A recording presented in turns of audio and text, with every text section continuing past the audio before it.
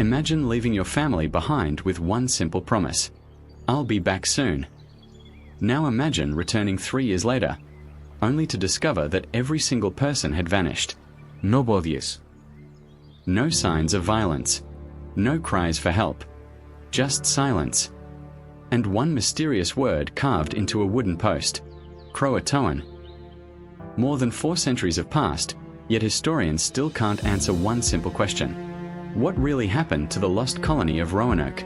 The story begins in 1587, when England was determined to establish its first permanent settlement in the New World. A group of 115 men, women, and children boarded ships and crossed the Atlantic Ocean in search of a new beginning. Leading them was Governor John White, an experienced artist and explorer who believed this colony would become the future of England in America. Life on Roanoke Island, however, was far from easy. The settlers faced dense forests, unfamiliar wildlife, unpredictable weather, and constant food shortages. Relations with nearby Native American tribes were tense, and survival depended on supplies arriving from England. Only a few weeks after the colony was established, the settlers begged John White to sail back to England for food, tools, and reinforcements. He didn't want to leave. His own daughter, Eleanor Dare, and his newborn granddaughter, Virginia Dare, the first English child born in America, were among those staying behind. Before departing, John White promised everyone the same thing: "Hold on. I'll return as quickly as I can." None of them knew that history had already begun writing one of its greatest unsolved mysteries. John White expected to return within a few months, but history had other plans. Just days after he arrived in England, war broke out between England and Spain. Queen Elizabeth I ordered nearly every available ship to prepare for the coming conflict with the Spanish Armada.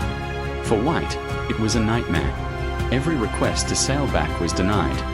Month after month, he watched the seasons change, knowing that his family and the other settlers were stranded thousands of miles away with limited food and almost no chance of survival. By the time he finally secured a ship, 3 long years had passed. On August 18th, 1590, ironically, it was his granddaughter Virginia Dare's 3rd birthday. As his ship approached Roanoke Island, White expected to hear familiar voices. Instead, the shoreline was silent.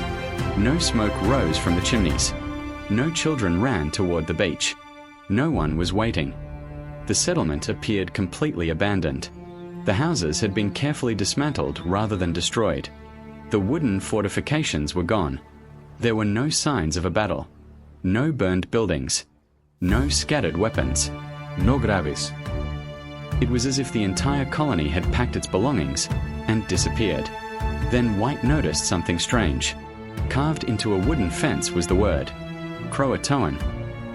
Nearby, the letters CRO had also been carved into a tree. Before leaving England, White had agreed on a secret signal with the settlers. If they were forced to leave because of danger, they would carve a Maltese cross beside their message.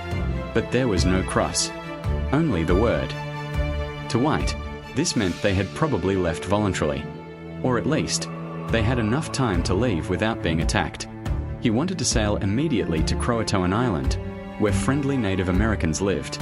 But nature had one final twist. A violent storm struck the coast. The ship's captain refused to continue, fearing they would lose the vessel and everyone aboard. John White was forced to leave. He never saw his daughter again. He never found his granddaughter. And he never discovered what happened to the other 113 settlers. The lost colony had become one of history's greatest mysteries. For more than 400 years, historians, archaeologists, and researchers have tried to answer one question: where did the settlers go? The most widely accepted theory is that they joined the CROATOAN tribe. The carved word CROATOAN wasn't random. CROATOAN was the name of a nearby island, home to a Native American community that had friendly relations with some English settlers.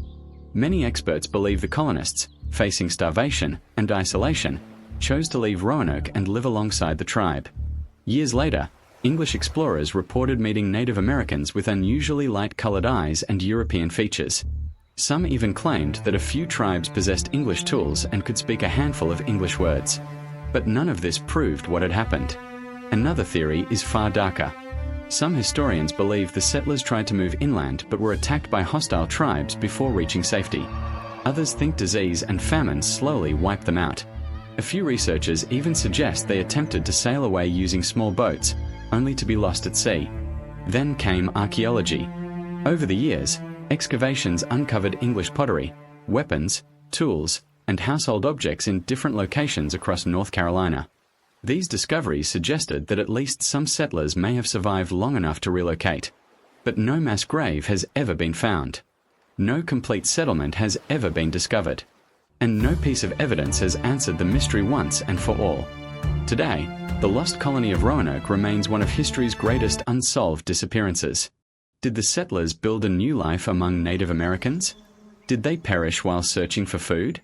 Or is the real story still buried somewhere beneath the forests of North Carolina, waiting to be uncovered?